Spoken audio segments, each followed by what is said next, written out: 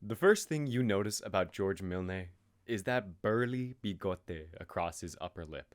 The guy can't go without man after man dropping their jaw for it. Sometimes we go out, and we were counting how many people complimented the mustache, like at the bar when they were drunk, and we got like over 30. And one night, yeah, it was all guys though. They just come up to you and they're like, "Dude," and they, Imagine somewhere between Miami Vice and the uncle who only shows up for Christmas, but gives the coolest toy sets for presents. Genuinely, probably the best way to describe George is avuncular. When I visited George for our interview, he was in the middle of making dinner. I'm making tacos. There was a recipe. I found one in Spanish. I thought it was kind of cool, but I didn't really understand it that much, so we're just kind of going whatever looks good. George is a white guy from Boston, currently in his third year at the University of Minnesota, and he definitely isn't a cook. If I'm honest, mostly it's like mac and cheese and like sandwiches. So this is an experiment for sure. An uncle with no kids kind of vibe, who took a year-long trip to Costa Rica and came back surprisingly fluent in Spanish. George sits next to me in my Monday to Thursday Spanish class, and in a room full of first and second years nervous as hell to embarrass themselves, George speaks up with next to no shame and his gringo accent. I think I kind of like live for those nerves. Like public speaking, I love it. I like because that feeling just makes me feel so alive. And these aren't small little mix ups in words.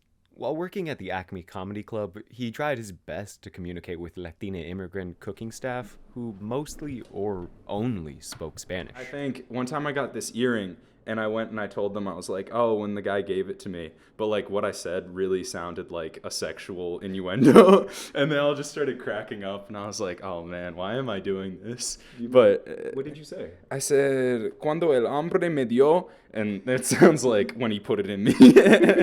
So what is it that you're supposed to be making? Like chicken tinga or? Carnitas. Okay. This is pork. Oh, okay. Yeah, that looks cooked, right? Yeah.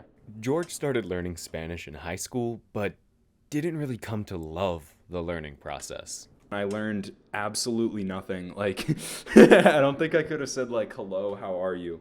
Instead, his most notable experience was getting yelled at by a 25-year-old student. He'd repeated so many grades in high school. And we were just messing around. Like, I was singing Africa at the top of my lungs. And so he turns around. He's like, "If you don't shut up, I'm going to flip you in your desk."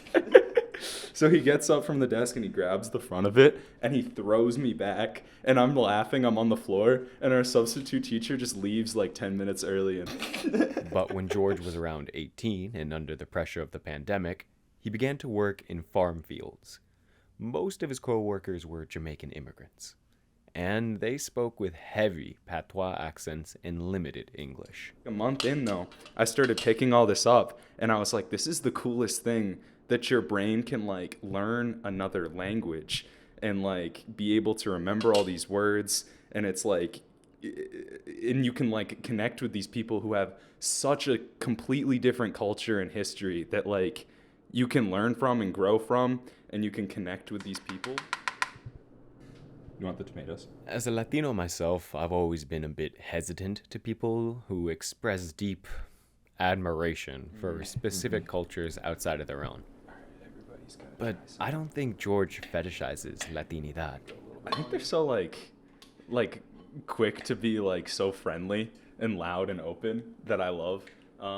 It's also weird because it's like there's so many of them here in Minnesota, and it's such like a contrast to the culture here.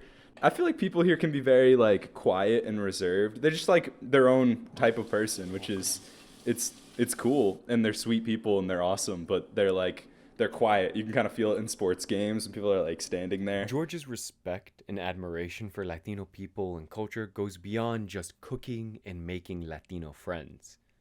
After he graduates from the U, he hopes to become an immigration lawyer to help Latino immigrants find their place in the United States. The bartender, Carlos, told me about how he had spent 5 years in immigration and detained because he was undocumented. And he got signatures from like 500, 600 people in his town. He got like the superintendent of the school to come and talk on his behalf. And people like that motivate me so much. I used to go and help him mulch his lawn and stuff like that. And being able to help people like that who are so authentic, who bring so much to the community, I think that would be such a rewarding career. But until then, George Milne plans to continue practicing his Spanish and trying to make the people around him laugh a little bit more. Alberto is grabbing the taco with 2 hands. He's pinched it in between his right. He's bringing it up to the side to give it a little kiss. He's got a power stance with his legs spread. Hello, taco, he says.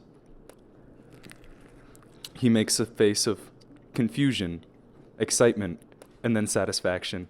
The tacos were a success.